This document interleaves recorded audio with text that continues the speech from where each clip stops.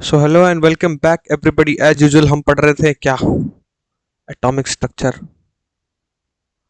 And this is what, this is lecture number 10। 9 lecture already हो चुके हैं, ठीक है, और 9 लेक्चर में बहुत कुछ हमने कवर अप कर लिया है। This is lecture number 10। और थोड़ा सा रिकॉल करें प्रीवियस लेक्चर में तो हमने क्या पढ़ा था। प्रीवियस लेक्चर में हमने बोहर एटॉमिक मॉडल को कंप्लीटली फिनिश कर दिया था, साथ में उसके ड्रॉबैक को भी देखा था, है ना, ये इसका ड्रॉबैक था।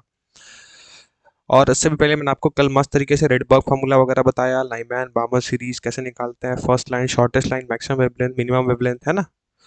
तो ये सारी चीज़ें हम पिछले लेक्चर में देख चुके हैं और ये हमारा लेक्चर नंबर 10 है।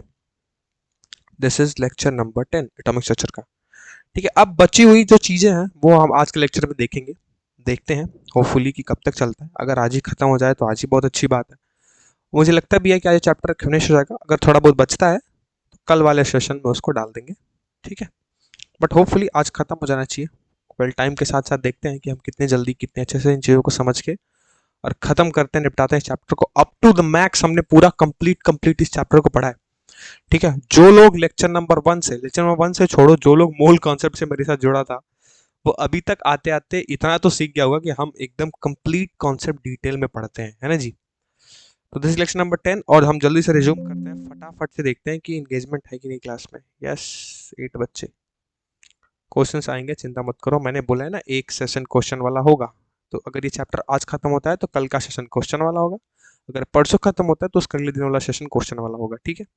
उस पूरे एक सेशन में मैं पूरा जितना पढ़ाया हूँ सबसे एक एक दो दो क्वेश्चन लाऊंगा, प्रैक्टिस करा दूंगा। उसके बाद फिर हम नेक्स्ट डे से स्टेट ऑफ मैटर या फिर अगर क्लास 12 का मन हो तो क्लास 12 का सॉल्यूशन शुरू करेंगे, ठीक है। वेल, देखेंगे पहले ये चैप्टर खत्म हो जाए, उसके बाद क्या डिसीजन आता है मेरे माइंड में। जो भी चीज़ आएंगी वो मैं आप सबसे शेयर करके और फिर उस चैप्टर की शुरुआत करेंगे मैं, क्योंकि मैं सोच रहा हूँ कि अगर 2 चैप्टर भी 11 होगा, 2 चैप्टर पैरेलली 12 भी लेके चला जाए। इससे मज़ा भी आएगा और जल्दी कवर अप भी हो जाएगा, ठीक है। तो मैं कोशिश कर रहा हूँ कि जनवरी के एंड तक आपका सिलेबस निपटाऊँ। इसीलिए सोच रहा हूँ कि पैरेलली 12 भी चलाऊँ साथ में, ठीक है। Good evening. चलो आज तुम लेट हो बट कोई बात नहीं, चलिए, ठीक है ना। लेट नहीं हो उतना, बस इंट्रोडक्शन दिया। सो लेक्चर नंबर 10 की हम करते हैं शुरुआत, ठीक है। यहाँ से हमारा होगा लेक्चर नंबर 10। और आप सबको पता है कि जो नोट्स देता हूँ मैं वो कंबाइन नोट्स देता हूँ, तो टेंशन नहीं करने का, ठीक है। कंबाइन नोट्स में आप मिला लीजिएगा कौन से लेक्चर में कितना तक पढ़ाया गया, ठीक है। चलिए, तो बोर एटॉमिक मॉडल खत्म हो चुका था कल के लेक्चर में। कल का लेक्चर देखा होगा तो अच्छी बात है। कल के लेक्चर में जो नहीं था कोई बात नहीं, लेक्चर अपलोड हो जाएगा कल वाला। अब यूट्यूब पर अपलोड नहीं हुआ है, उसकी रेंडरिंग हो रही है, ठीक है, थोड़ा समय लगता है। आज होपफुली 9 लेक्चर यानी कल लेक्चर अपलोड हो जाएगा यूट्यूब पे। आज जो है बोर मॉडल वहाँ खत्म हो चुका है। आज बिल्कुल नया कॉन्सेप्ट शुरू होगा, तो कोई टेंशन नहीं। अगर कल की क्लास में कोई एब्सेंट था तो ये वाली क्लास उसको समझ में आएगी। क्यों? क्योंकि कल की क्लास में हमने बोर तक पूरा निपटा दिया है। अब बोर के आगे वाली बातें होंगी। अब हुआ क्या कि ये जो ड्रॉबैक हमको देखने को मिला कि Heisenberg uncertainty principle, de Broglie hypothesis, ये सब क्या हुआ, बोर ने एक्सप्लेन नहीं कर पाए, तो उनको ड्रॉबैक के अंदर ये चीजें डाल दी गई। अब आज वहीं से हम शुरू करेंगे। तो शुरू हम ये करेंगे, सबसे पहले हम शुरुआत करते हैं डी ब्रोगली के कॉन्सेप्ट को। तो आज का जो सेशन है उसकी शुरुआत ही होती है डी ब्रोगली के कॉन्सेप्ट से। अच्छा, अभी तक हमने क्या पढ़ा? अभी तक हम जितना चीज पढ़ के आए हैं उससे हमको यही पता चला है कि सर अभी तक हमने लाइट वाइट के बारे में पढ़ा, जिसमें हमने इलेक्ट्रोमैग्नेटिक रेडिएशन भी पढ़ा, है ना, वेव वगैरह वाला पार्टिकल। उसमें हमने क्या देखा था कि लाइट जो है, लाइट की हमने वेव नेचर भी पढ़ा और लाइट का पार्टिकल नेचर भी पढ़ा। सो इससे हमको ये तो पता चल गया कि अभी तक जो पीछे हमने पढ़े हैं उसमें हमने यही चीजें पढ़ी हुई हैं कि लाइट जो है वो वेव नेचर भी शो करता है और साथ ही साथ पार्टिकल नेचर भी शो करता है, ठीक है। जैसे ही हम डी ब्रॉगली कॉन्सेप्ट पे आगे बढ़ते हैं तो डी ब्रॉगली कॉन्सेप्ट ये कहता है, डी ब्रॉगली जो थे उन्होंने अपनी एक हाइपोथेसिस दी थी, एक थ्योरी दी थी। उस थ्योरी के हिसाब से डी ब्रॉगली ने ये कहा कि जैसे लाइट डुअल नेचर शो करता है, मतलब लाइट भी एक कभी कभी वेव के फॉर्म में होता है, sometime behave as a wave, sometime behave as a particle, वैसे ही जो मैटर, इवन हम ह्यूमंस, हमारे अंदर भी एक वेव एसोसिएटेड है। इस दुनिया में जितने भी पार्टिकल नेचर है, मतलब एक मैटर है, वो भी दो नेचर शो करेगा। और एक होगा उसका वेव नेचर और दूसरा होगा उसका पार्टिकल नेचर। मतलब सिर्फ लाइट ही नहीं, सिर्फ लाइट ही वेव और पार्टिकल की तरह बिहेव नहीं करेगा, मैटर भी। इस अर्थ पे, इस यूनिवर्स में जो भी मैटर है, हर मैटर वेव नेचर और पार्टिकल नेचर दोनों को शो करेगा। ये बात बताई डी ब्रॉगली ने। इसीलिए इनके कॉन्सेप्ट को बोला जाता है डुअल नेचर ऑफ मैटर, या फिर दूसरी भाषा में इनको बोला जाता है वेब पार्टिकल डुअलिटी। इनकी थ्योरी को क्या बोला जाता है? Web particle duality. मतलब इन्होंने हमको एक अच्छी बात बताई, क्या बताई? जैसे आप पीछे पढ़ते आए ना कि लाइट जो है वो वेव और पार्टिकल दोनों नेचर शो करता है, वैसे भी इस यूनिवर्स में जो मैटर है वो भी उन्होंने प्रपोज किया अपने थ्योरी से, अपने कॉन्सेप्ट से, कि जो मैटर है वो भी वेव नेचर और पार्टिकल नेचर दोनों दोनों जो है वो शो करता है। ठीक है, सो लिख लीजिए थोड़ा सा कि it explain the dual nature of matter. मतलब इनके हिसाब से क्या था भाई? इनके हिसाब से ये था कि मैटर जो है कैन एक्ट एज ए, पहला पार्टिकल, दूसरा वेव। अब आपके मन में ये सवाल तो आ रहा होगा ना, बिल्कुल लाजमी है, ठीक है, ये सवाल आना लाजमी है। तो सवाल ये आ रहा होगा, नेटफ्लिक्स की विंडो खुली हुई है? नहीं भाई, नहीं भाई, नेटफ्लिक्स विंडो नहीं खोली है वो नीचे पिन है नेटफ्लिक्स, ठीक है। तो अब आपके मन में सवाल ये आ रहा होगा कि सर ऐसा कैसे, मतलब ठीक है हम लाइट तो पढ़े कि वेव और पार्टिकल है, तो डी ब्रॉगली के भाई साहब को ऐसे कहाँ से अचानक हिट कर दिया, क्या बात हिट कर दिया कि उन्होंने मैटर के बारे में ये इतना बड़ा स्टेटमेंट दे दिया कि पार्टिकल भी है वेव भी है? उन्होंने कैसे इस चीज को प्रूव किया? तो क्या वो प्रूफ आप देखना चाहते हो? ज़्यादा समय नहीं लूंगा क्योंकि वो प्रूफ ढंग से आपको फिजिक्स में पढ़ाया जाता है, बट केमिस्ट्री में थोड़ा सा जान लो बस उसके बारे में कि वो है क्या, ठीक है? ज़्यादा डिटेल में नहीं घुसेंगे, चिंता ना करो। तो बेसिकली ये जो मैटर के बारे में जो पार्टिकल और वेव, ये जो पार्टिकल और वेव वाला जो थ्योरी था ना, जो डी ब्रॉगली के दिमाग में आया, वो एक खास एसोसिएटेड एक्सपेरिमेंट से आया, जिसका नाम है Davisson Germer experiment. It means जो मैटर का जो पार्टिकल और वेव वाला जो नेचर है वो प्रूफ हुआ किससे? डेविसन जर्मन एक्सपेरिमेंट से। सुने हो डेविसन जर्मन एक्सपेरिमेंट? सबने सुना होगा, ठीक है। ये बेसिकली हम फिजिक्स में पढ़ते हैं, इसलिए सिर्फ इंट्रो दे रहा हूँ। हाँ, यस सर। सो बेसिकली जो पार्टिकल जो मैटर है, उन्होंने डी ब्रॉगली ने एक ही बात बोली, बस आपको अगर डी ब्रॉगली कहीं भी आए तो आपको एक चीज याद रखनी है कि डी ब्रॉगली ने क्या बोला था कि मैटर भी बिल्कुल एक लाइट की तरह बिहेव करेगा, मतलब कि मैटर भी एक वेव नेचर शो करेगा और पार्टिकल नेचर शो करेगा, जैसे लाइट भी वेव और पार्टिकल दोनों शो करता है, ठीक है। आगे क्या पढ़ना है हमको बताऊंगा, बट उससे उससे पहले समझ लो कि ये कैसे इन्होंने क्या किस किस एक्सपेरिमेंट की हेल्प से, इन्होंने डेविसन और जर्मर एक्सपेरिमेंट की हेल्प से इस बात को प्रूव किया कि अब मैटर जो है वो पार्टिकल और वेव दोनों नेचर शो करता है, ठीक है। तो लिख लो कि द वेव नेचर जो है, वैसे मैटर जो है वो क्या है, उसके पास मास है, तो पार्टिकल नेचर तो पहले से ही है। हमको प्रूफ क्या करना था कि वेव नेचर भी शो करता है मैटर। तो जो वेव नेचर है ना बेसिकली वो किससे एक्सप्लेन हुआ? डेविसन जर्मर एक्सपेरिमेंट से हुआ, ठीक है। सो इसको यहाँ लिख लो नोट डाउन में कि the wave nature of the matter is proposed by the, या फिर एक्सपेरिमेंटली प्रूफ भी लिख सकते हो, ज्यादा अच्छा रहेगा, is experimentally proved by Davison Germer experiment। अभी अगर मैं डेविशन जर्मर एक्सपेरिमेंट पढ़ाऊं तो थोड़ी सी चीजें ऊपर से जाएंगी, क्यों? क्योंकि हम केमिस्ट्री पढ़ रहे हैं। तो अगर फिजिक्स का ये लेक्चर होता और मॉडर्न फिजिक्स हम पढ़ रहे होते तो बहुत मस्त तरीके से मैं तुमको डेविसन जर्मर पढ़ाता, क्योंकि डेविसन जर्मर में क्या होता है कि एक स्लिट होती है, और जब आप वेव वेव ऑप्टिक्स पढ़े पढ़े होगे तो आपने वाइड एसी पढ़ा होगा। तो स्लिट के थ्रू जब हम इलेक्ट्रॉन बीम को क्या करते हैं, स्लिट के थ्रू पास कराते हैं, तो डिफ्रैक्शन पैटर्न के थ्रू बहुत सारी रिंग्स दिखती हैं। सो इसी से प्रूफ हुआ कि अगर एक इलेक्ट्रॉन बीम को अगर मैं एक स्लिट के थ्रू पास कराऊंगा, सो वो बहुत सारे डिफ्रैक्शन के कारण बहुत सारे रिंग को क्या करेगी, फॉर्म करेगी, जो कि मैक्सिमम मिनिमा के पैटर्न शो होंगे। सो ये चीज़ आपको अगर अभी नहीं समझ आ रही है, सो बस इतना याद रख लो कि जो वेव नेचर प्रूफ हुआ वो किससे प्रूफ हुआ? डेविसन और जर्मर एक्सपेरिमेंट से। अगर फिजिक्स होती तो मैं ये प्रूफ करा के आपको दिखाता कि कैसे एक पार्टिकल, जो उन्होंने प्रूफ किया उन्हीं के तरीके को यूज करके मैं आपको भी प्रूफ करके दिखाता कि कैसे एक जो मैटर है, पार्टिकल नेचर तो मैटर के पास है ही, वेव कैसे शो करता है वो मैं जरूर आपको बताता। बट अभी आपको ये जानने की रिक्वायरमेंट नहीं है क्योंकि हम केमिस्ट्री पढ़ रहे हैं, ठीक है। De Broglie hypothesis means theory of de Broglie. Theory of de Broglie? अरे थ्योरी ऑफ डी ब्रॉगली नहीं, हाइपोथेसिस का मतलब क्या है? हाइपोथेसिस का मतलब ये है कि हम उसको सिर्फ कॉपी और पेन तक ही एक्सपेरिमेंटली, इट मींस रिटर्न में प्रूफ कर सकते हैं। ठीक है, डी ब्रॉगली भाई साहब क्या बोले कि मैटर भी, इवन हम ह्यूमंस एक मैटर है, मैटर का फॉर्म है ना हम ह्यूमंस, तो हम हमारे ह्यूमन से भी एक वेव्स निकलती हैं, हमारे अंदर से भी वेव्स निकलती हैं। ठीक है। तो सेम चीज उन्होंने कहा कि मैटर जो है, कोई भी मैटर, असल में अगर और डिटेल में पढ़ोगे, अगर इंजीनियरिंग में चलोगे ना, जो अपना यूनिट वन पढ़ोगे, तो उन्होंने इंजीनियरिंग के यूनिट वन में ये लिखा गया है कि कोई भी मूविंग ऑब्जेक्ट जो है, ठीक है, कोई भी मूविंग ऑब्जेक्ट, किसी भी मूविंग ऑब्जेक्ट के साथ इस यूनिवर्स में एक वेव एसोसिएटेड होती है। वही डी ब्रॉगली बोले थे, बट अभी उतना डिटेल नहीं जानना है, बट अभी आपको ये समझना है।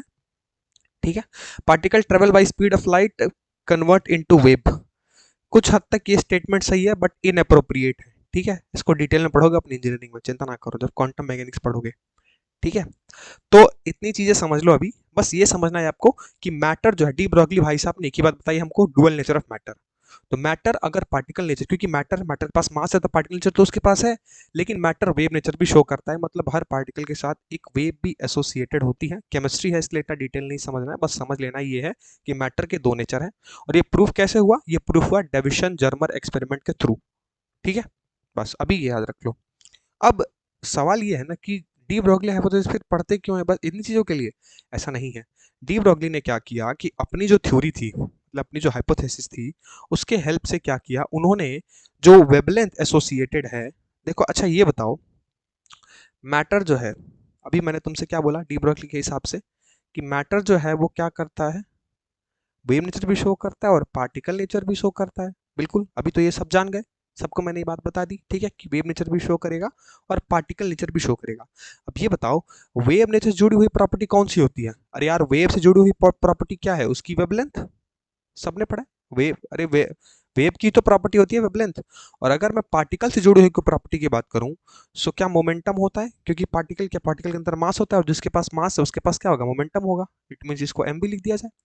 तो वेव नेचर में जो जुड़ी हुई प्रॉपर्टी होगी वो उसकी वेवलेंथ होगी, और पार्टिकल नेचर से जुड़ी हुई प्रॉपर्टी होगी वो क्या होगी? मोमेंटम से होगी।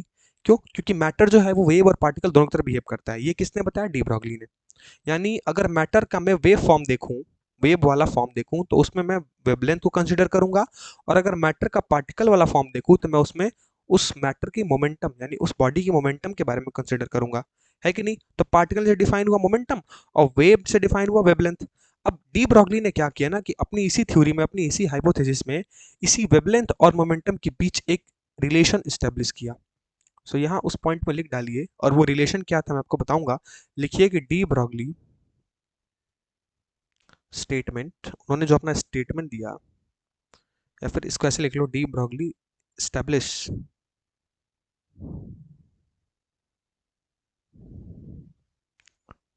D Broglie establish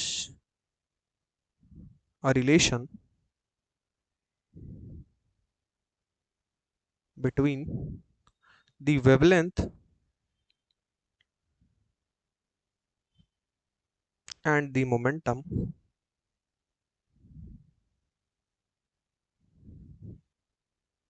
of a matter। मतलब किसी मैटर का वेवलेंथ और उसका मोमेंटम, उन दोनों के बीच एक रिलेशन एस्टेब्लिश किया।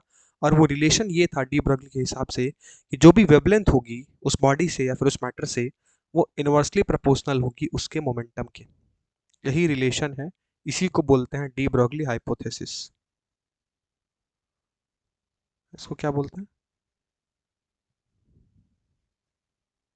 ठीक है, सो ये चीज आपको समझनी है कि अगर डी ब्रॉगली ने बोला कि मैटर जो है वो वेव और पार्टिकल दोनों बिहेव करता है, तो वेव से जुड़ी हुई प्रॉपर्टी वेवलेंथ होती है, और पार्टिकल से जुड़ी हुई प्रॉपर्टी मोमेंटम होती है।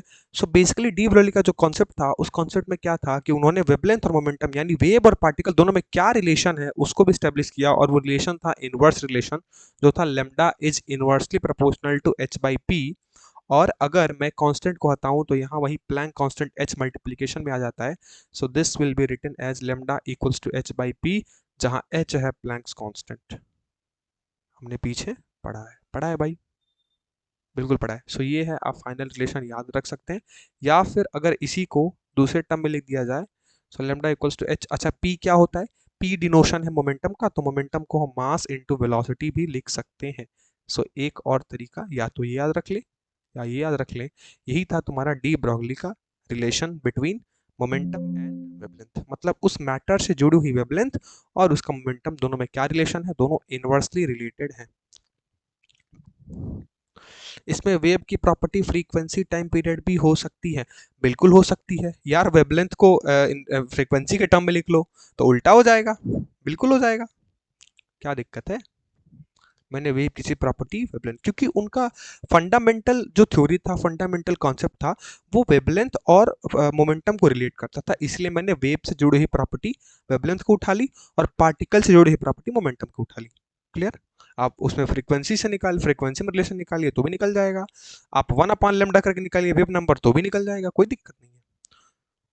ठीक है,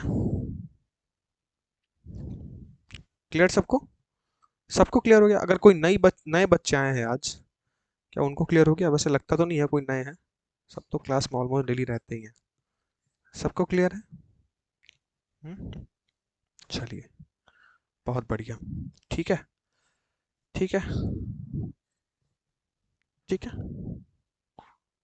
सो ये लिख लीजिए, और ये रिलेशन क्या था, रिलेशन लिखना ये लिख लीजिए कि द वेवलेंथ, वो रिलेशन को स्टेटमेंट में लिख लीजिए ताकि आप जब नोट्स डालेंगे तो नोट्स में आपके स्टेटमेंट पड़ी रहेगी। The wavelength of the wave associated with, किससे जुड़ी हुई? उसी मैटर से, एसोसिएटेड विथ मैटर, मैटर मतलब वो पार्टिकल, इसको मैं पार्टिकल लिख दे रहा हूं, is inversely related to, inversely proportional to, किसके इनवर्सली प्रोपोर्शनल है? अरे उसके वेवलेंथ के, वेवलेंथ क्या ना, प्रोपोर्शनल टू इट्स, या फिर proportional to the momentum of the particle. ठीक है, to the momentum of the particle. Clear है? चलिए, डी ब्रोगली हाइपोथेसिस क्या होता है कि अब यहीं तक बच्चे पढ़ के खत्म कर देते हैं, बट यहाँ तक हमको नहीं पढ़ना है। क्यों? क्योंकि इसके और अदर फॉर्म्स भी पढ़ने हैं जो कि एग्जाम में पूछे जाते हैं। तो ये अब आगे शुरू हो गया आपका जेई और नीट वाला टॉपिक, थोड़ा सा यहाँ से। ठीक है, क्योंकि थोड़ा सा घुमा घुमा के डी ब्रोगली हाइपोथेसिस से सवाल पूछ जाते हैं। हालांकि डी ब्रोगली हाइपोथेसिस बहुत छोटा सा टर्म है, वो lambda equals to h by p, बस यहीं तक बच्चे याद रखते हैं। बट थोड़े फॉर्मूलेज और ज़रूरी हैं। ऐसा इसलिए क्योंकि कई बार काइनेटिक एनर्जी दे के पूछ लेता है, कई बार इलेक्ट्रॉन को एक्सेलरेट करके पूछ देता है, तो ये सब हमको पता रहना चाहिए। इसलिए थोड़ा ये जेई नीट का जो है कंपेटिटिव का टॉपिक बन जाता है। तो यहाँ से हम नोट करेंगे, थोड़ा सा एडवांस पढ़ेंगे अभी इसी के अंदर, डी ब्रोगली हाइपोथेसिस के अंदर, कि जो डी ब्रोगली इक्वेशन है उसको हम in the form of kinetic energy अभी डिराइव करेंगे और उसके फार्मूले को याद रखेंगे। के ई मतलब काइनेटिक एनर्जी। अच्छा, डी ब्रोगली का सबसे बेसिक फॉर्म क्या है? Lambda is equals to h upon p. ठीक है भाई, सबसे बेसिक इक्वेशन यही है। ठीक है, मैंने अभी आपको बताया कि इस लेमडा को आप क्या लिख सकते हैं, एच अपॉन एम भी लिख सकते हैं। चलो भाई, ये दूसरा फॉर्मूला भी आ गया हमारे पास। तीसरा क्या कर सकते हैं ये बताओ, कि अब मैं तुमसे कहूँ कि मुझे de Broglie equation in the form of kinetic energy चाहिए। ठीक है, सो क्या इसका एक रिलेशन होता है, lambda equals to h upon under root 2m ke, 2m, और जहाँ के ई क्या रिप्रेजेंट करता है, काइनेटिक एनर्जी। तो ये एक फार्मूला आपको याद रखना है। ठीक है, अभी चिंता मत करो ये फार्मूला आया कहाँ से, ऐसे ही मैं हवा में नहीं बताऊंगा, अभी मैं तुमको प्रूफ करा देता हूँ ये फार्मूला आया कहाँ से। बट तीन फार्मूले अभी आपको दिख गए कि lambda equals to h by p, lambda equals to h upon m b, lambda equals to h upon under root 2m ke। ठीक है, अब देखो, ध्यान देना थोड़ा सा, मैं समझाता हूँ। काइनेटिक एनर्जी का फार्मूला क्या होता है? काइनेटिक फार्मूला होता है हाफ एम वी स्क्वायर। होता है जी, बिल्कुल होता है, बिल्कुल होता है सर, ये तो पढ़े हैं सबने। अब ये बताओ, अगर इसी इसको मैं इक्वेशन 1 मान लूं और इस काइनेटिक एनर्जी के इक्वेशन में ऊपर भी m से मल्टीप्लाई कर दूं और नीचे भी m से मल्टीप्लाई कर दूं, so kinetic energy equals to क्या हो जाएगा, 1/2। ऊपर अगर मैं m से मल्टीप्लाई करूंगा this will B m square v square, नीचे क्या हो जाएगा m। ऊपर और नीचे, इसमें भी m से मल्टीप्लाई करो, नीचे भी m से मल्टीप्लाई करो, जब आप दोनों में m से मल्टीप्लाई करोगे तो m तो एक ऑलरेडी है, m स्क्वायर हो जाएगा और नीचे 2m हो जाएगा। ठीक है भाई, अब एक काम करो, इस 2m को इधर भेज दो काइनेटिक एनर्जी की तरफ, so this will be written as 2m kinetic energy is equals to m square भी स्क्वायर। अभी थोड़ा सा ध्यान से सोचो, यहाँ लिखता हूँ, इस एम स्क्वायर भी स्क्वायर को मैं एम भी स्क्वायर लिख सकता हूँ, बिल्कुल लिख सकता हूँ। और 2m काइनेटिक एनर्जी वैसे का वैसे ही रहेगा। इस एम भी को मैं क्या लिख सकता हूँ, एम भी को मोमेंटम लिख सकता हूँ, यानी p का स्क्वायर लिख सकता हूँ, बिल्कुल। सो 2m काइनेटिक एनर्जी वैसे का वैसे ही रहेगा। अभी क्योंकि p है तो उधर भेजोगे तो ये अंडर रूट हो जाएगा, यानी 2m काइनेटिक एनर्जी, यानी p की वैल्यू काइनेटिक एनर्जी के टर्म में क्या लिखी जा सकती है, 2m काइनेटिक एनर्जी। अब अभी lambda equals to h by p होता है तो इस रिलेशन को उठाओ, और क्योंकि lambda equals to h upon p होता है तो lambda is equals to h upon p की जगह under root 2m kinetic energy मैं लिख सकता हूँ। देखो हमारा जो रिजल्ट था वो आ गया। तो सोच लो, इतने डेरिवेशंस के बाद हमको काइनेटिक एनर्जी के टर्म में आंसर मिल जाता है लैम्डा का। और कई बार जेई या फिर नीट में ये चीज़ें पूछी गई हैं, काइनेटिक एनर्जी देख के वेवलेंथ निकलवाता है, इसलिए ये रिलेशन इंपॉर्टेंट है। समझ आ गया, मैंने आपको प्रूफ करके बता दिया बहुत सिंपल तरीके से। कोई दिक्कत, कोई परेशानी किसी को कि ये रिलेशन समझने में कहीं दिक्कत हो रहा हो? ऐसा तो नहीं है ना? ये फार्मूला मैंने कहाँ से लिख दिया, हवा में? ऐसा तो नहीं है ना, किसी को ऐसा नहीं लग रहा ना कि हवा में फार्मूला लिख दिया? मैंने आपको प्रूफ करा के दिखा दिया कि h upon under root 2m kinetic energy कहाँ से आया। All clear sir, very good. सबको, इस क्लास में जितने लोग हैं सबको एमयू में पूछा जाता है। हाँ, एमयू में एक बार सवाल आया था इससे, इसमें सवाल ये पूछा था, इसमें नहीं मॉडर्न में आया था, काइनेटिक एनर्जी और उसके मास का रेशियो में पूछा था कि अगर मास बढ़ा दी जाए, काइनेटिक एनर्जी को हाफ कर दिया जाए तो वेवलेंथ कितने गुना हो जाएगा। ठीक है, तो ऐसे मॉडर्न में पूछता है, मॉडर्न फिजिक्स में। ठीक है, चलिए बहुत बढ़िया, बहुत बढ़िया। ठीक है, चलिए अभी भी ख़त्म नहीं हुआ है। ख़त्म इसलिए नहीं हुआ है कि अब थोड़ा ये सोचो, एक और फार्मूला है। अभी तो 1 2 3 फार्मूले हुए, चौथा फार्मूला लिखो। चौथा फार्मूला होता है lambda equals to h upon, नीचे क्या है, 2m के ई। सो इसको ऐसे कर लो, काइनेटिक एनर्जी का 2m ई वी नॉट, ये भी एक फार्मूला होता है। अब ये कहाँ से आया भाई ई वी नॉट, समझो। देखो ये जो फार्मूला था वेवलेंथ का, ये था काइनेटिक एनर्जी के फॉर्म में।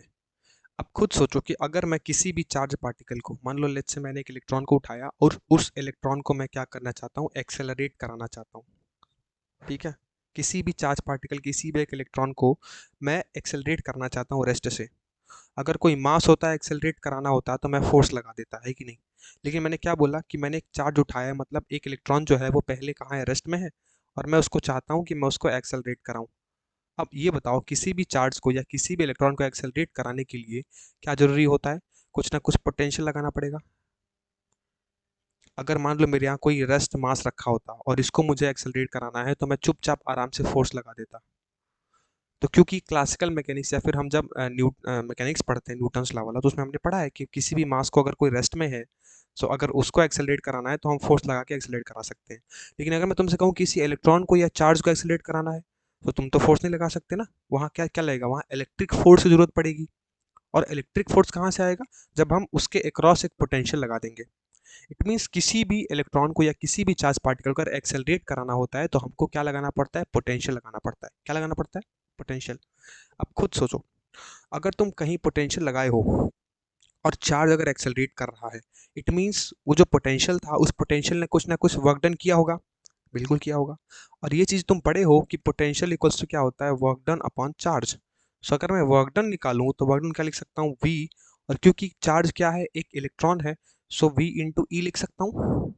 और जिस पोटेंशियल पे हुआ है, लेट्स से उस पोटेंशियल को मैं वी नॉट लिख सकता हूँ, मतलब work done is equals to e v naught लिख दूँ, बिल्कुल लिख सकते हैं। अब थोड़ा सा ये सोचो, क्या वर्क एनर्जी थ्योरम सबने पढ़ा है? वर्क एनर्जी थ्योरम क्या कहता है कि जो चेंज इन वर्क डन होता है वो काइनेटिक एनर्जी के बराबर होता है। तो अगर वर्क डन मैंने ई वी नॉट किया तो मैं सिंपली काइनेटिक एनर्जी को भी ई वी नॉट के बराबर लिख सकता हूँ कि नहीं लिख सकता हूँ? बिल्कुल लिख सकते हैं भैया। अब पीछे रिलेशन देखो, lambda equals to h upon under root 2m K ई है। सो जो के ई है यानी काइनेटिक एनर्जी है, क्या उस काइनेटिक एनर्जी का मैं ई वी नॉट लिख सकता हूँ? बिल्कुल लिख सकता हूँ। सो इसीलिए lambda equals to h upon, formula पीछे क्या पढ़ा था, 2m काइनेटिक एनर्जी, और मैंने अभी आपको रिलेशन बता दिया कि काइनेटिक एनर्जी को अगर किसी भी चार्ज पार्टिकल को एक्सेलरेट करना है तो उसमें जो काइनेटिक एनर्जी होती है वो किसके बराबर होती है, ई वी नॉट की। सो मैं इसी फार्मूले को मॉडिफाई करके lambda equals to under root 2m kinetic energy जगह ई वी नॉट लिख सकता हूँ, बिल्कुल लिख सकता हूँ। तो ये है आपका फॉर्मूला जब भी किसी चार्ज पार्टिकल को एक्सेलरेट करा दें, किसी भी पोटेंशियल लगाए हुए किसी भी एरिया में जहाँ पोटेंशियल है, अप्लाइड पोटेंशियल पे, किसी एक अप्लाइड पोटेंशियल पे किसी चार्ज को एक्सेलरेट करा दे और पूछ दे कि find out the D Broglie wavelength, तो आप सिंपली इस रिलेशन से निकाल सकते हैं जहाँ वी नॉट क्या है, अप्लाइड पोटेंशियल है। मान लो आपसे सवाल में दे दिया कि 4 वोल्ट पोटेंशियल लगा के एक इलेक्ट्रॉन को एक्सेलरेट कराया जा रहा है, सो उसके लिए आप डी ब्रॉगली वेवलेंथ निकालिए। अब मान लीजिए कि अगर आप सिर्फ de Broglie wavelength lambda equals to h upon p या फिर lambda equals to h upon m भी पढ़ के जाते, तो क्या कभी आपसे ज़िंदगी में भी ऐसे सवाल सॉल्व होते? नहीं होते। इसीलिए 4 फार्मूले मैंने आपको बताए, एक lambda equals to h by p, lambda equals to h upon m b, lambda equals to h upon root 2 m kinetic energy. अगर क्वेश्चन में काइनेटिक एनर्जी होगा तो काइनेटिक एनर्जी वाला यूज़ करेंगे, अगर क्वेश्चन में पोटेंशियल होगा, अगर चार्ज को एक्सेलरेट कराने की बात की जाएगी, सो हम lambda is equal to h upon 2 m e v naught का इस्तेमाल करेंगे, जहां वी नॉट क्या होगा, अप्लाइड पोटेंशियल। ई है चार्ज भाई, इलेक्ट्रॉन, इलेक्ट्रॉन, अरे एक इलेक्ट्रॉन को तो एक्सेलरेट कराने की बात की जा रही है। ई बेसिकली क्या है, E is an electron.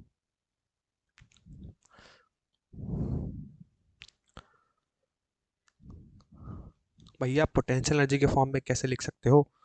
Potential energy क्या होती है? पोटेंशियल एनर्जी होती है एम जी एच, अगर हाइट के रिस्पेक्ट में देखें तो, और अगर चार्ज के लिए देखें तो क्या होता है कि q one q two upon r. So ये बड़ा बेवकूफ़ी वाला बात की है तुम कि इसे पोटेंशियल एनर्जी के फॉर्म में लिख सकते हो, कैसे लिख सकते हो पोटेंशियल एनर्जी के फॉर्म में? हाँ, मतलब डी ब्रॉगली वेवलेंथ को तुम पोटेंशियल एनर्जी के फॉर्म में कैसे लिख सकते हो? कोई रिलेशन ही नहीं है उन दोनों के बीच। Potential energy is a different thing. Clear है कि नहीं ये बताओ सबको?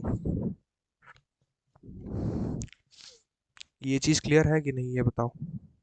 क्लियर है कि lambda equals to h upon 2m e v naught कहाँ से आया? ई है आपका इलेक्ट्रॉन। सबको क्लियर है? सबको सबको क्लियर है? चलिए, बहुत बढ़िया, बहुत बढ़िया, वेरी गुड।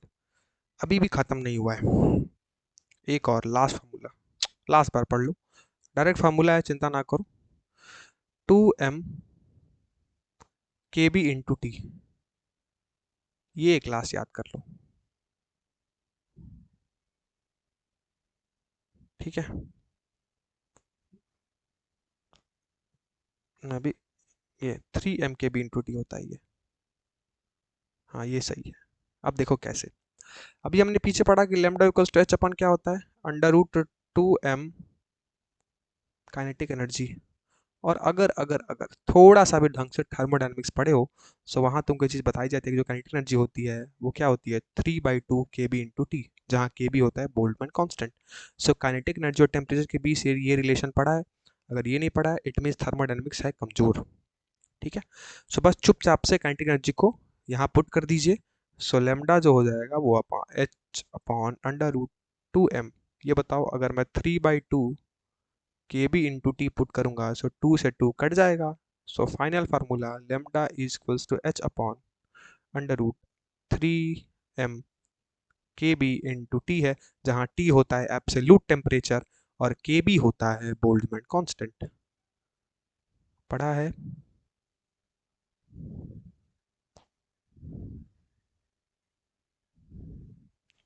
तुम सोच के देख लो कि एक सिंपल सा डी ब्रॉगली वेवलेंथ का कॉन्सेप्ट और कितने सारे फार्मूले। इसीलिए कहा जाता है कि जेई मेन और एडवांस के लिए सिर्फ और सिर्फ आपकी बुक या फिर, हाँ पढ़ा है, बिल्कुल पढ़ा है, या फिर जो लिखा है सिर्फ वो पढ़ के जाने से एग्जाम नहीं निकलेगा। जेई और में जेई या फिर नीट जैसे एग्जाम, वैसे नीट में तो इतना लेवल हाई लेवल नहीं पूछाता है, बट रिलेशन है तो याद रख लिया जाता है। लेकिन जेई मेन एडवांस में तो ये सब मस्त है। एडवांस की तो छोड़ी दो, मेन में ये सब पूछ दिया जाता है। सो मिक्सचर ऑफ क्वेश्चंस होते हैं, एक चैप्टर नहीं, 2 चैप्टर 3 चैप्टर की चीजें मिला के आपसे पूछी जाएंगी। ठीक है, हम क्या पढ़ रहे हैं, एटॉमिक स्ट्रक्चर, और यूज किसका हो रहा है, थर्मोडायनामिक्स का। सोच के देखो रिलेशन एक बार। ठीक है, सो मैंने आपको ऑल टाइप्स ऑफ, जितने भी टाइप के हो सकते हैं डी ब्रॉगली हाइपोथेसिस के फार्मूलेज, और जहां से क्वेश्चन बन सकता है वो सब करा दिया, सबका फार्मूला दे दिया, बस फार्मूला पुट करिए, आंसर सॉल्व हो जाएगा आपसे। ठीक है, टेम्परेचर के टर्म में डी ब्रॉगली पूछे तो √3 m K/T। अगर इलेक्ट्रॉन को एक्सेलरेट कराए सो h/√2m eV0। अगर कैंटिग के टर्म में दे तो सिंपल है, मोमेंटम के टर्म में दे तो सिंपल इक्वेशन यूज करिए। ठीक है, ठीक है, क्लियर, क्लियर है। केबी का वैल्यू मुझे याद नहीं, एक बार देख लेना। ठीक है, बोल्टजमैन कांस्टेंट की वैल्यू मुझे भी याद नहीं, मतलब बहुत दिन हो गया पढ़े हुए, भूल जाते हैं। ठीक है, कांस्टेंट वैल्यू सर्च करके एक बार मैं तुमको दिखा देता, बट सर्च कर लेना तुम लोग। ठीक है, बोल्टजमैन कांस्टेंट की वैल्यू वैसे गिवन होती है, आपको चिंता नहीं करने का, जेई में भी गिवन होता है, आपके एग्जाम में भी गिवन होता है। जो बड़ी वाली वैल्यू होती है आपको दी होती है एग्जाम में, आगे जब फ्रंट पेज पढ़ेंगे ना पेपर का तो उसमें दिया होता है कांस्टेंट्स की वैल्यू, डोंट वरी। ठीक है, चलिए, तो ये समझ आया ना सबको, बताइए बताइए, समझ में आया सबको, कोई दिक्कत?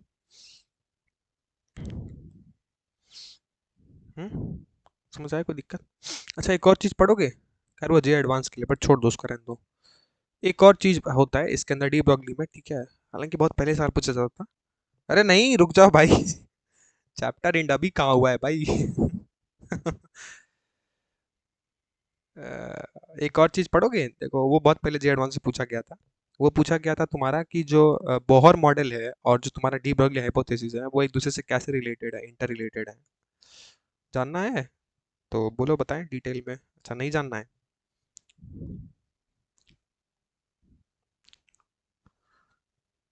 अगर सीखना है तो बोलो, बता सकता हूँ। अरे एमयू, तुम एमयू तक ही रह जाओगे बेटा। मेंस लेवल ओके है, चलो रहने देते हैं उसको, छोड़ो, बहुत पहले पूछा गया था।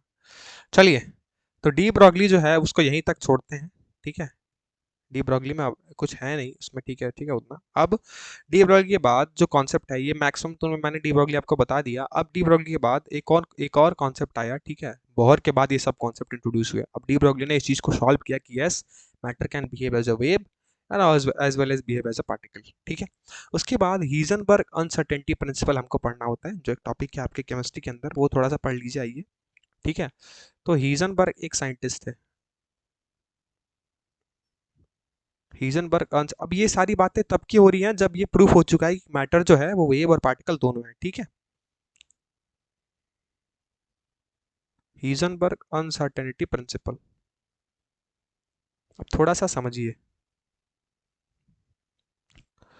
थोड़ा सा समझिए, थोड़ा सा ये समझिए कि जो हीजनबर्ग अनसर्टेनिटी प्रिंसिपल है वो क्या कहता है।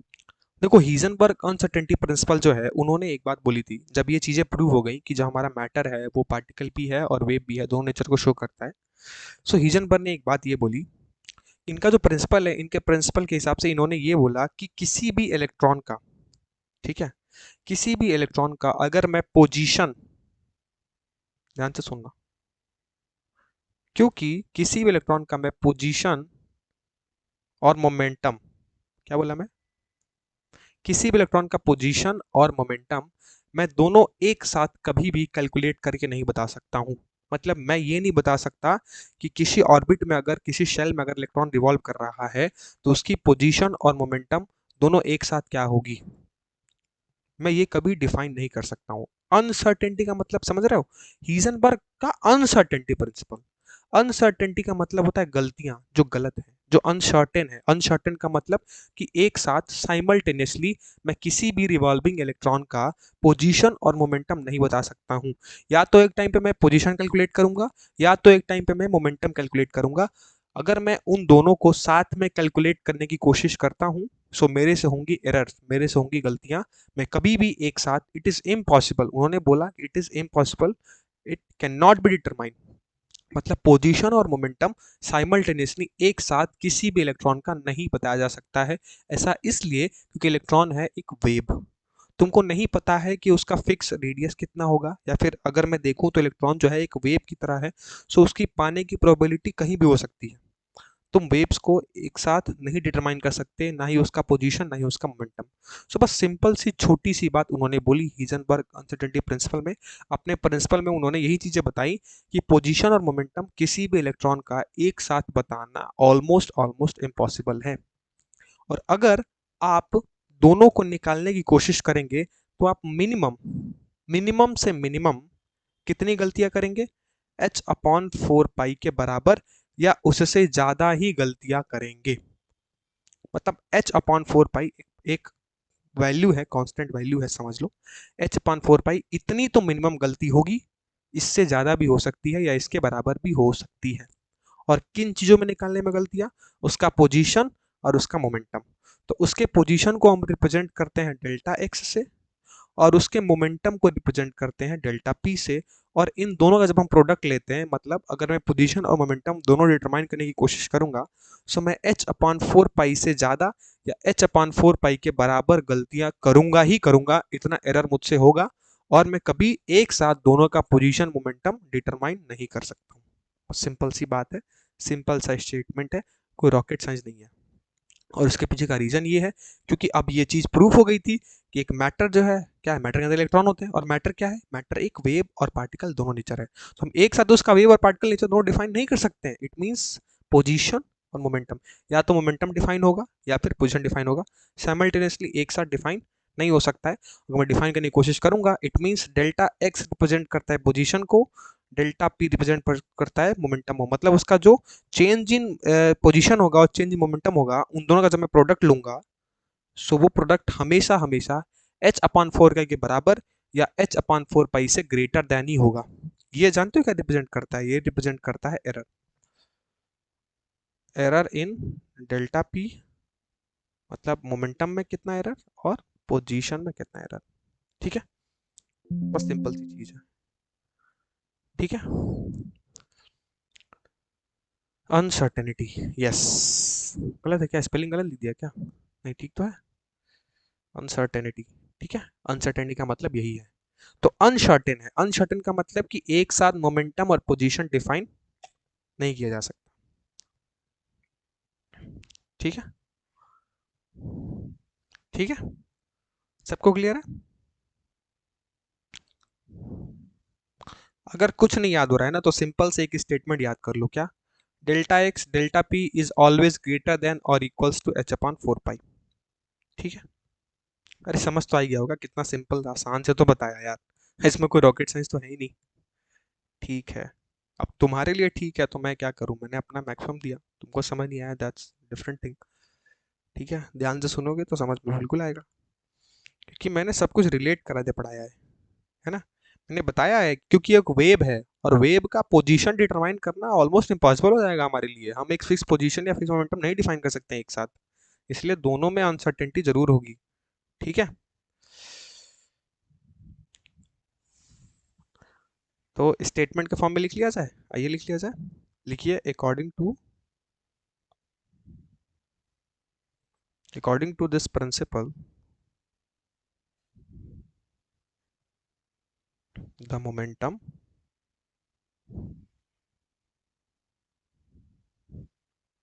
and position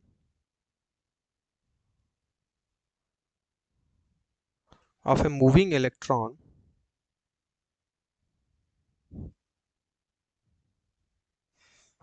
cannot be determined simultaneously.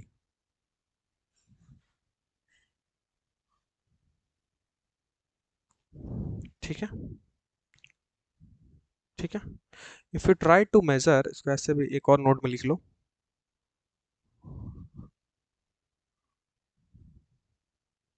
If you try to measure the momentum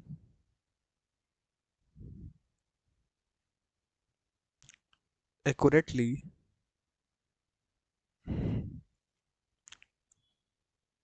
an error occur greater then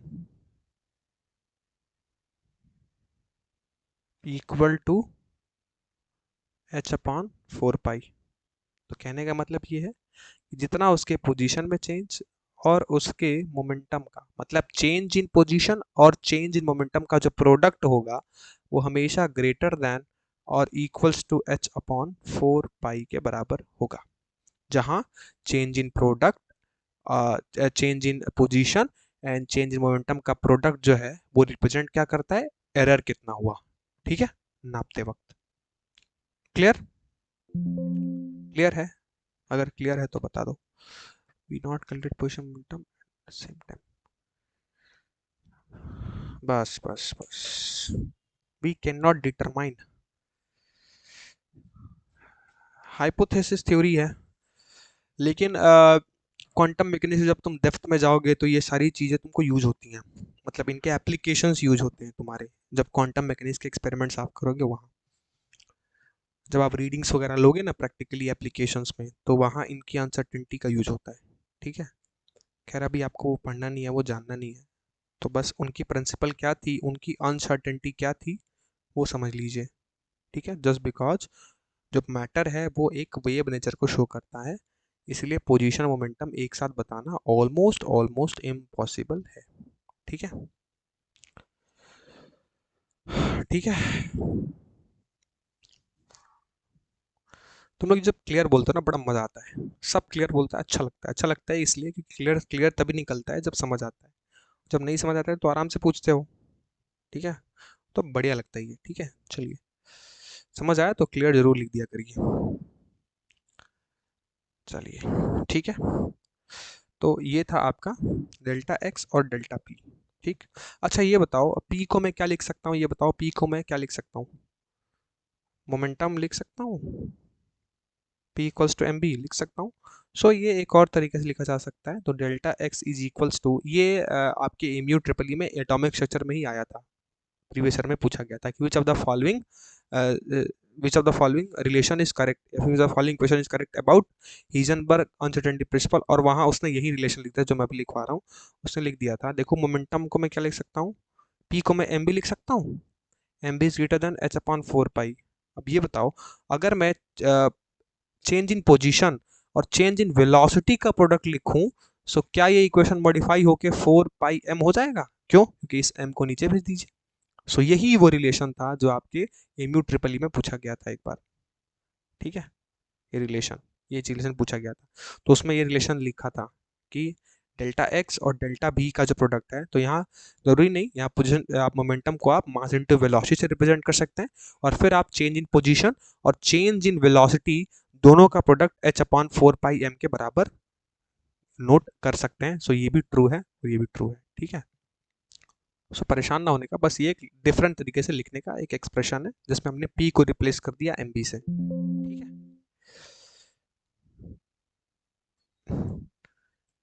ठीक है, मजा आ गया सर, अरे वाह बहुत बढ़िया। सर आप अलीगढ़ से ही हैं? ना जी, ना जी ना, मैं अलीगढ़ से नहीं हूँ,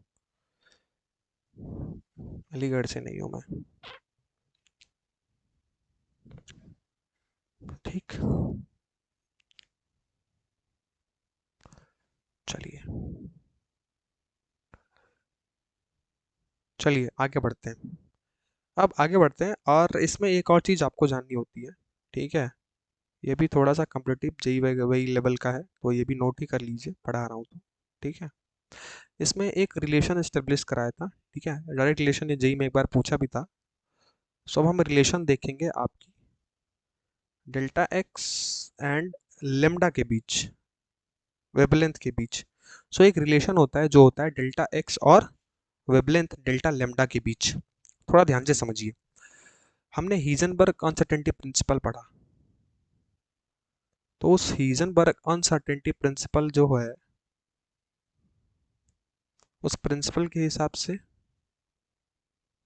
क्या होता है, वो होता है सर जी कि डेल्टा एक्स उसका डेल्टा पी दोनों का प्रोडक्ट जो है वो ग्रेटर देन या फिर इक्वल टू एच अपॉइंट 4 पाई के बराबर होना चाहिए, है ना जी, बिल्कुल, अभी हमने इस चीज़ को पढ़ा था। ठीक है। अब ये बताओ कि डी ब्रॉगली, ये देखो ये relation basically Heisenberg uncertainty principle और डी ब्रॉगली हाइपोथेसिस का है, इसलिए मैंने देखो लिखा है delta x and delta lambda. Delta x क्या है, हीजनबर्ग से आया। डेल्टा लेम्डा क्या है, डी ब्रॉगली से आया। So basically Heisenberg uncertainty principal क्या कहता है कि delta x dot delta p is greater than और equals to h upon 4 pi. तो अगर मैं डी ब्रॉगली हाइपोथेसिस देखूं तो डी ब्रॉगली क्या कहते हैं भाई, डी ब्रॉगली के हिसाब से क्या होता है, lambda equals to h upon p होता है। बिल्कुल होता है, पीछे पढ़ के आए हम। इसको मान लो इक्वेशन 1, इसको मान लो इक्वेशन 2। आप थोड़ा ध्यान से समझो, हम रिलेशन एस्टेब्लिश कर रहे हैं, मतलब हम डेल्टा एक्स यानी पोजीशन और डेल्टा लेम्डा, समझ रहे हो, पोजीशन पार्टिकल के लिए, डेल्टा लेम्डा वेव के लिए, तो अब हम वेव पार्टिकल में खेल रहे हैं, समझो समझो, इसीलिए मैं वेव पार्टिकल ड्युअलिटी, आज का पूरा लेक्चर ही वेव पार्टिकल ड्युअलिटी पे गया है ना। मैंने तुमको हिजनबर्ग अनसर्टेनिटी रिलेट करके बताया और यहाँ मैं वो रिलेशन तुमको समझा रहा हूँ। डेल्टा एक्स मतलब पोजीशन, पोजीशन एक पार्टिकल का डिफाइन हो सकता है, और डेल्टा लेम्डा मतलब वेव, मतलब पोजीशन के लिए एक्स, और डेल्टा लेम्डा मतलब वेव के लिए। तो अब मैं वेव और किसमें पोजीशन, वेव और पार्टिकल दोनों में रिलेशन निकाल रहा हूँ, मतलब डेल्टा एक्स और डेल्टा लेम्डा। तो ध्यान से समझो, Heisenberg uncertainty principal delta x और डेल्टा पी एच अपॉन 4 पाई, और डी ब्रॉगली क्या होता है, लेम्डा को स्टेटमेंट पी। अब थोड़ा ध्यान से समझो, अगर मैं इक्वेशन नंबर 2 को, जो कि हमारा lambda equals to h by p है, इसको मैं पी के रिस्पेक्ट में डिफरेंशिएट कर दूं। अब थोड़ा डिफरेंशिएशन का यूज होगा। So differentiate with respect to p, किसको, इक्वेशन 2 को। तो जरा मुझे ये बताओ कि अगर मैं इक्वेशन 2 को यानी lambda equals to h upon p को अगर मैं डिफरेंशिएट कर दूं with respect to p, it means मैं इसको क्या लिख सकता हूँ, d lambda upon d p. H क्या है, कांस्टेंट है, तो एच हो जाएगा बाहर, और किसका डिफरेंशिएशन हो जाएगा, 1/p का, बिल्कुल हो जाएगा। अब थोड़ा ध्यान से समझो, नेक्स्ट स्लाइड में लेके चलता हूँ इसके बाद, ठीक है। क्या आया, d lambda upon d p equals to h upon, अब थोड़ा ध्यान से समझो, डी किसका, 1/p का डिफरेंशिएशन। अच्छा ये बताओ कि x की पावर n का डिफरेंशिएशन सबने पढ़ा है, क्या होता है, एन एक्स की पावर n-1। वैसे ही अगर मैं 1/x का डिफरेंशिएशन करूँ तो क्या होता है, 1/x का डिफरेंशिएशन क्या होता है, ये x की पावर -1 हो जाएगा, और फिर आप x की पावर n-1 से निकाल देंगे। सो आपने अगर 1/x का डिफरेंशिएशन डायरेक्ट कभी पढ़ा होगा, या अगर आपको याद नहीं है तो क्या होता है, -1/x² होता है, सबने पढ़ा है। सो सिमिलरली अगर मैं 1/p का डिफरेंशिएशन करता हूँ dp के रिस्पेक्ट में, सो इस 1/p का डिफरेंशिएशन कितना हो जाएगा, -1/p² हो जाएगा सर। सो अब इसको मैं क्या लिख सकता हूँ, d lambda by d p equals to minus of h upon p square, ठीक है, लिख सकता हूँ, बिल्कुल लिख सकते हैं सर। अब इस चीज़ को थोड़ा ध्यान से समझो, क्या मैं इस डी लेम्डा का मतलब क्या होता है, अच्छा डी का मतलब क्या होता है ये बताओ मेरे को, अगर डिफरेंशिएशन पढ़े हो तो डी का मतलब मुझे थोड़ा समझाओ, चार्ट की तरफ चलता हूँ। देखो, हाँ बिल्कुल, डी लेम्डा जो होता है, डी लेम्डा का मतलब पता है क्या है, डी का मतलब होता है चेंज इन लेम्डा, डीपी का मतलब चेंज इन मोमेंटम, समझ रहे हो, डी का मतलब चेंज होता है। सो इस डी लेम्डा अपॉन डीपी को मैं क्या ऐसे लिख दूं, delta lambda upon delta P. अरे भाई वो स्मॉल चेंज है, ये बड़ा चेंज है, बट मैं रिप्रेजेंट तो चेंज को ही कर रहा हूँ ना। सो मैं डी लेम्डा को रिप्लेस कर दूंगा डेल्टा लेम्डा से, और डीपी को रिप्लेस कर दूंगा डेल्टा पी से। क्यों, क्योंकि बड़ा डेल्टा या छोटा डेल्टा वो डिफरेंशियल ऑपरेटर डी है, और ये डेल्टा है, मतलब बिग चेंज को रिप्रेजेंट करता है, लेकिन दोनों का काम क्या है, चेंज को ही दिखाना। So del d lambda upon d b का मतलब क्या है कि लेम्डा चेंज हो रहा है पी के रिस्पेक्ट में। सो उसी को मैंने चेंज को डेल्टा लेम्डा से रिप्लेस कर दिया, कोई दिक्कत नहीं। सो डी लेम्डा को मैं डेल्टा लेम्डा लिख दिया, डीपी को मैं क्या लिख दिया, डेल्टा पी लिख दिया, minus H upon p square. अब थोड़ा इस चीज को आराम से सोचो। सो अगर मैं यहाँ से डेल्टा पी निकालूं, सो डेल्टा पी क्या हो जाएगा, सोचो, P square upon H into delta lambda हो जाएगा, बोलो बोलो, P square upon H into delta lambda हो जाएगा। यानी डेल्टा पी का रिलेशन किसके साथ आ गया, डेल्टा लेम्डा के साथ हमने स्टेब्लिश कर लिया। इस पी को उधर, इस डेल्टा पी को हमको निकालना है। So delta p equals to क्या हो जाएगा, पी स्क्वायर ऊपर चले जाएगा, so p square delta lambda upon h, और आगे लग जाएगा माइनस। सो ये हमारा रिलेशन था डेल्टा पी और किसके, डेल्टा लेम्डा के बीच, यही हम रिलेशन स्टेब्लिश कर रहे थे। अब थोड़ा ध्यान से सोचो, एक सेकेंड, इसको मैं अच्छे से लिख देता हूँ, थोड़ा सा दूर दूर हो गया, minus P square delta lambda upon H, ठीक है, ठीक है, क्लियर है, इस चीज़ को थोड़ा बताओ, यहाँ तक सबको क्लियर है? किसी को दिक्कत, किसी को डाउट? चैट सेक्शन में देखते हैं। कोई ऐसा तो नहीं है ना जिसको समझ नहीं आ रहा है कि सर ये क्या हो रहा है? मैंने कुछ नहीं किया है, बस सिंपल सा डिफरेंशिएशन का इस्तेमाल किया है। बोलो, कोई दिक्कत तो नहीं है ना? हम्म।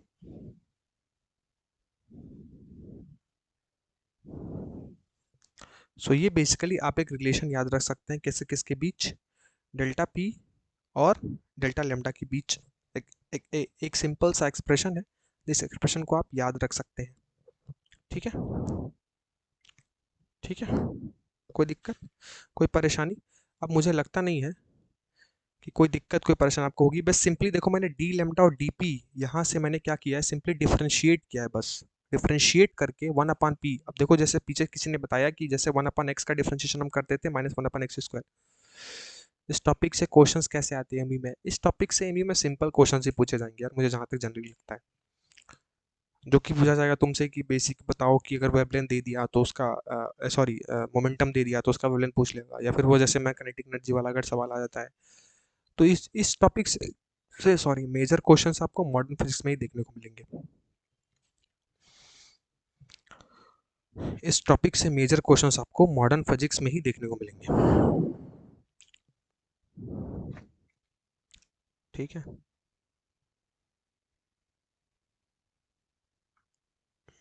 टॉपिक के साथ साथ एक एक क्वेश्चन ले लिया करिए सर।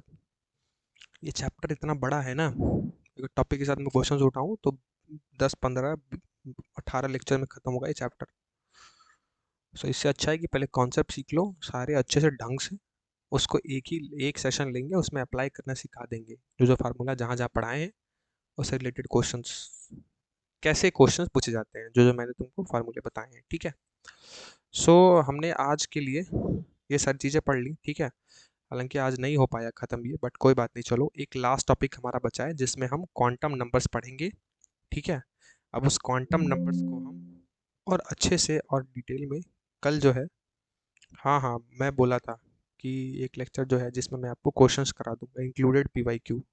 ठीक है, जेई नीट सबके पीवाईक्यू रहेंगे उसमें। ठीक है, चिंता ना करिए। ठीक, और जेई नीट के पीवाईक्यू आपको काम आएंगे फिजिक्स में, मॉडर्न फिजिक्स में। इससे पीवाईक्यू एमयू ट्रिपल में बड़ा कम आते हैं, एमयू ट्रिपल से। तो एमयू ट्रिपल जो है ना, एक लेक्चर है अभी, तो एक लेक्चर हो तो जाने दो। अभी क्वांटम नंबर नहीं पढ़े हो, क्वांटम नंबर हो जाएगा। उसके बाद जो है हम क्या करेंगे, क्वांटम नंबर के बाद जो हमारा सेशन होगा, एक पक्का एक प्रैक्टिस सेशन होगा जिसमें सवाल लेंगे 1 घंटे के लिए। ठीक है, हाँ, उसके बाद हम नेक्स्ट में आगे बढ़ेंगे। ठीक है, तो आज की क्लास को यही वाइंड अप करते हैं।